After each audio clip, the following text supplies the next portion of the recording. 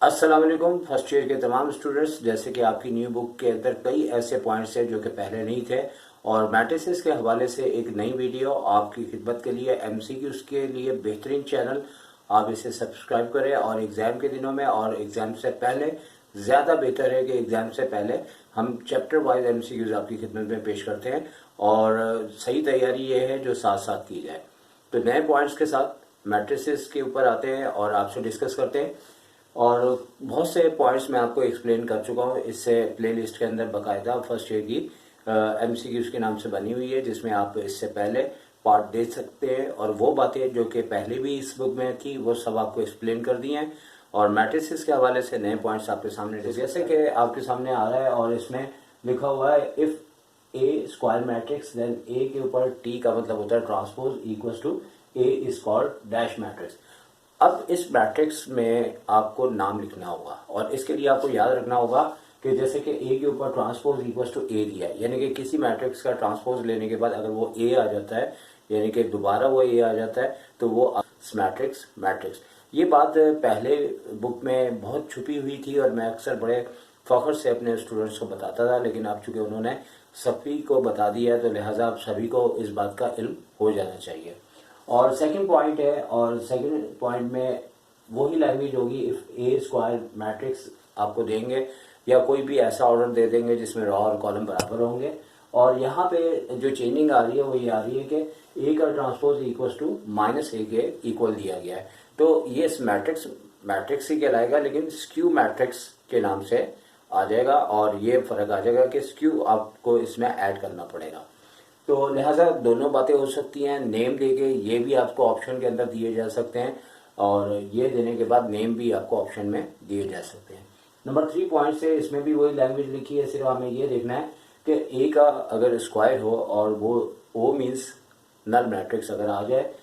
और यहाँ पे दो ऑप्शन आपको बताए हुए हैं कि अच्छा ए स्क्वायर इक्वल्स टू 0 या फिर A cube equals to 0 is called dash matrix. तो अब यहाँ पे नीचे एक पॉइंट है जो कि मैंने इंडेक्स भी लिखा हुआ है, तो याद रखें कि इस मैट्रिक्स का जो नाम है वो आपका कहलाएगा निलपोटेंट मैट्रिक्स, और इसमें जो इंडेक्स पूछा गया है वो बुनियादी तौर पे अगर ए स्क्वायर इक्वल्स टू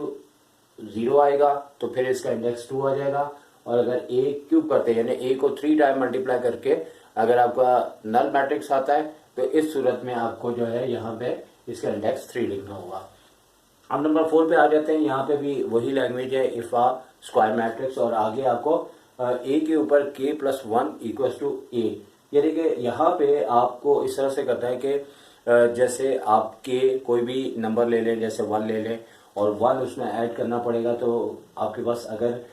के को 1 लेते हैं और इस सूरत में 1 + 1 2 हो जाएगा, और यानी कि ए का स्क्वायर लेने के बाद ए आ जाए, या फिर के को 2 भी ले सकते हैं, और बाद में ऐसे क्वेश्चन है कि जिसमें 2 लेने से आपका यानी कि 1 ऐड करने से 3 हो जाएगा, और ए का क्यूब लेने से दोबारा अगर ए आ जाता है, और ये प्रोसेस आगे बढ़ता जाएगा। तो इस सूरत में इस प्रॉपर्टीज या इस शेप का जो टर्म है वो आपके पास क्या रहेगा, पीरियोडिक मैट्रिक्स। और पीरियोडिक का मतलब ही यहाँ पे ये है कि अगर ये ए का स्क्वायर रखने से ए आता है तो फिर इसका यहाँ पे जैसे इंडेक्स था, यहाँ पीरियड है वो के कहलाता है। लेकिन याद रखें कि जो भी अगर इसको चेंज करके दें, जैसे ए की पावर के प्लस 1 के बजाय 3 दे, यानी फॉर एग्जाम्पल 3 दे, तो के प्लस 1 तो है, तो अगर 3 है तो के आपका 2 होगा। तो याद रखें कि अगर पावर बना के देते हैं तो इस सूरत में आपका जो पीरियड है वो आपका एक नंबर कम हो जाएगा, और अगर इस तरह लिख के देते हैं तो के इसका पीरियड कहलाएगा। ठीक है, और इसी के बाद आगे चले तो शुरू की लैंग्वेज तो नंबर 5 में भी वही आपको दे रहे हैं। और एक बात यह है कि नंबर 4 और 5 एक जैसी काफ़ी इसका स्टाइल है, लेकिन वहाँ पे पीरियोडिक इसलिए है कि वो ज़रूरी नहीं है कि वो स्क्वायर की सूरत में उसका आंसर ए के इक्वल आ जाए। लेकिन यहाँ पे बताया हुआ है बुक के अंदर कि ए का स्क्वायर लेके दोबारा अगर ए आ जाता है, ए स्क्वायर में से ए को ए से मल्टीप्लाई करके अगर दोबारा ए आ जाता है, तो इस सूरत में इस मैट्रिक्स का नाम आइडेम्पोटेंट मैट्रिक्स कहलाएगा। बड़े इंटिक्स और यूनिक्स नेम है, बड़े मुश्किल से मुंह से निकलते हैं। बहरहाल आपके स्क्रीन पे भी आ रहे होंगे, और बाद मैट्रिक्स को 2 नामों से भी पुकारा जाता है, तो कोई भी आपको दे सकते हैं। बुक की स्टडी भी आपको करनी चाहिए। अच्छा, अब नंबर 6 और नंबर 7 बिल्कुल इस तरह जैसे नंबर 1 और 2 था। तो इफ ए स्क्वायर मैट्रिक्स है और ए के ऊपर जो डैश नजर आ रहा है वो असल में कॉन्जुगेट है, और कॉन्जुगेट लेने के बाद अगर ट्रांसपोज लेते हैं तो ए आ जाता है। तो इस सूरत में आपका हर्मिशन मैट्रिक्स कहलाएगा, और हर्मिशन मैट्रिक्स कहलाएगा। और अगर इस सूरत में जैसे कि ऊपर मैट्रिक्स था, तो यहाँ पे अगर आपका